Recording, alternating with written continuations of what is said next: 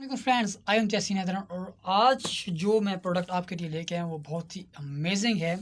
आज मैं ये 3 जार चक लेके आया हूँ। चलिए इसकी जो है अनबॉक्सिंग करते हैं। ये मैंने लोकली परचेज़ किया है, मैंने कोई ऑनलाइन या किसी बड़ी मार्केट से नहीं परचेज़ किया है, मैंने पेशावर से ही परचेज़ किया है। क्योंकि मुझे ऑनलाइन भी यही प्राइस मिल रही थी सेम प्रोडक्ट की, सेम क्वालिटी की, और मुझे यहाँ लोकल भी यही मिल रही थी, तो मैंने यहाँ पर कहा कि उन्हें लोकल ही परचेज़ की जाए, तो मैंने लोकल इसको परचेज़ किया।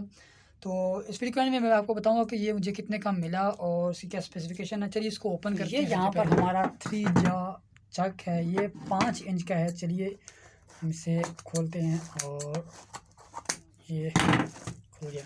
ये मैंने ब्लेड से खोला है, वहाँ पर मैं इसको खोल कर चेक करके सारा कुछ फिर मैंने लिया इसको। ये मैंने खोल दिया और ये इसका बॉक्स है। तो चलिए यहाँ पर ये हमारा जो है अनबॉक्स हो चुका है। ये इसका बॉक्स था।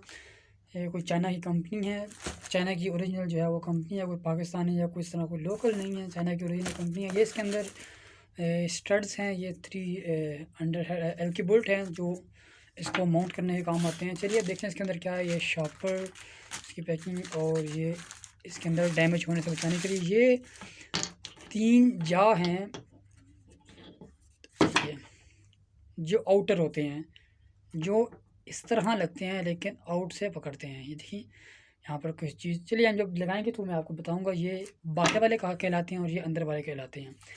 और ये जो है ये 5 इंच का है।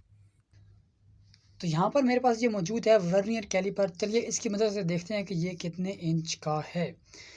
तो ये इसको नापने के लिए ये बाहर से साइज़ लेना पड़ता है। तो इसके यहाँ से यहाँ तक देखते हैं कि कितने साइज़ है इसका। ये देखिए यहाँ से आपको कम्प्लीटली नज़र आ जाएगा 130 mm, 130 mm, मतलब ये जो चक है ये 5 इंच का चक है। इसके साथ हमें क्या क्या मिला है, इसके साथ हमें मिला है ये 3 एल की बोल्ट जो इसको माउंट करने का काम आते हैं। ये कहाँ माउंट होते हैं, चलिए मैं आपको दिखा देता हूँ। यहाँ पर बैक साइड पे, यहाँ पर, यहाँ पर, यहाँ पर और यहाँ पर ये एल की बोल्ट माउंट होते हैं। चलिए मैं खोल के भी आपको दिखा देता हूँ कि एल की बोल्ट कौन से हैं। ये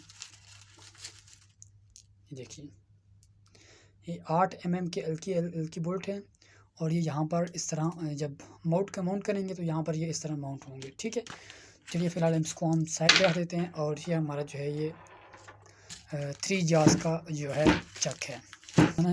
इसको आप मैक्स 2500 RPM तक चला सकते हैं। इसके ऊपर जो है वो कोड नंबर लिखा हुआ है, मॉडल नंबर K11130, K11130। तो ये कुछ चीज़ें हैं। ये इसकी जो है वो की है, ये इसकी की है। तो इसके ज़रिए इसको हम जो है वो खोलते और बंद करते हैं। तो इसको हम निकालना हो, डालना हो, तो इसको निकालते किस तरह डाला जाता है। अगर ये आपसे इसके ऊपर नंबरिंग ना हो तो आप किस तरह डालेंगे, वो सारी हम नेक्स्ट वीडियो में देखेंगे। इस वीडियो में हमने की अनबॉक्सिंग इस चक्के की, जो कि 3 जा का था। इसमें 4 वाला भी आता है, 5 वाला भी आता है, 6 वाला भी आता है। तो हमने जो 3 वाला लिया क्योंकि 3 वाला थोड़ा सा ईजी होता है। तो इसके अंदर जो ये बोर है, बोर मैं आपको यहाँ पर दिखा देता हूँ। ये बोर जो ज़्यादातर चलता है वो 30 mm का चलता है। ये भी आई थिंक 30 mm का होगा, ये एग्जैक्ट 30 mm का है।